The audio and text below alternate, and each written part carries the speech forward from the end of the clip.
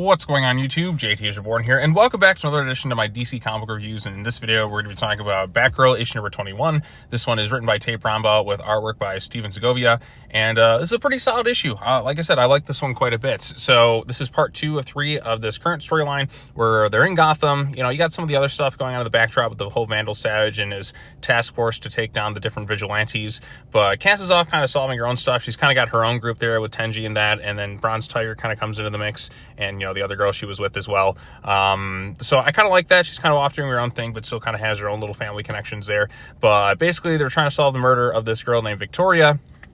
Now, this girl named Victoria was someone from her past, and we come to learn, like, Cass obviously had her programming done under the tutelage of David Cain, and then you had this other guy, which is like, Victoria, who is the apprentice of Forget-Me-Not, and Forget-Me-Not has some sort of, like, hold over her in that, like, certain words kind of trigger some things, and she kind of just shuts down. Like, it's kind of the whole Winter Soldier thing from, you know, Captain America and all that stuff. You want to compare it to something, and that's also something that's been going on in the pages of Detective Comics as well under Tom Taylor, with a girl who, like, you know, a few words kind of trigger something, and then she kind of goes like into a program shutdown mode. So certain storyline paths or similarities are kind of crossing each other at the same time right now. But you know, Cass is off doing her thing. She has to kind of solve this case while in kind of this hypnotic trance of sorts and solve the murder of this girl, Victoria. Now, we don't know if Dr. Forget-Me-Not is the one who planted memories in her of certain things, or if this stuff kind of really happened because Cass, you know, was a child trained assassin killer and all that stuff,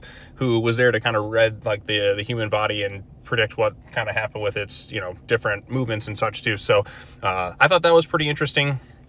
It was cool to see you know, Bronze Tiger come in there, and then ultimately they have to kind of go down to this little basement area where Cass really was, like, forged into the weapon she would ultimately kind of become.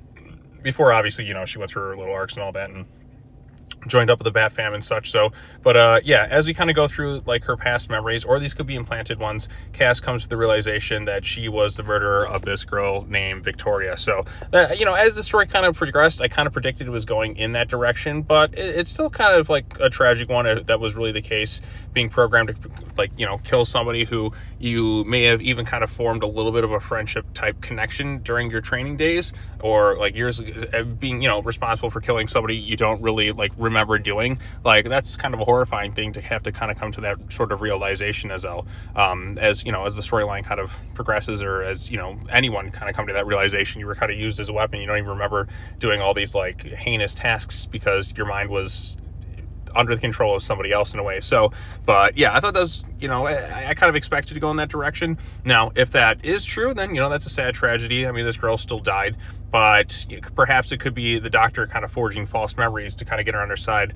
And maybe the story arc is about Cass kind of overcoming that programming, becoming stronger than it, and ultimately overcoming some of those past traumas and that too, which, you know, it's a good direction for the storyline. And I like how there's little connective tissues to the Batman storyline going on in the main book right now, the Fraction run, but still kind of doing its own thing, and, you know, another side of Gotham. So I think that's good. It's still Cass focused, and it has still some slight connections, but it's still more of a personal storyline with her other, you know, family members kind of linked in with it too. So overall, like, and the Steven Segovia art, it's a different artist this time around, but, you know, it's still kind of similar enough. But, you know, I like Steven Segovia's artwork. I've seen in other titles as well, and I think it works really well here. So yeah, I'm gonna give this one a thumbs up. Definitely check it out if you're a Cass fan, and excited to see where this storyline kind of concludes in the next issue, since it said part 2 of 3. So we'll see what happens there. But anyways, that's going to be it in terms of the DC comic book reviews for this week. Feels good to kind of have both of them, the 2 comic books, done today, like day one, as opposed to just, you know, like dragging it out like a week or 2 later or something like that. So yeah, I got one more comic book video. It's the latest issue of Godzilla, the Kaisei era. Now, I did read the issue, but I kind of go back and reread it again, and also kind of look into some other stuff, just so I have some things clear when I do that video.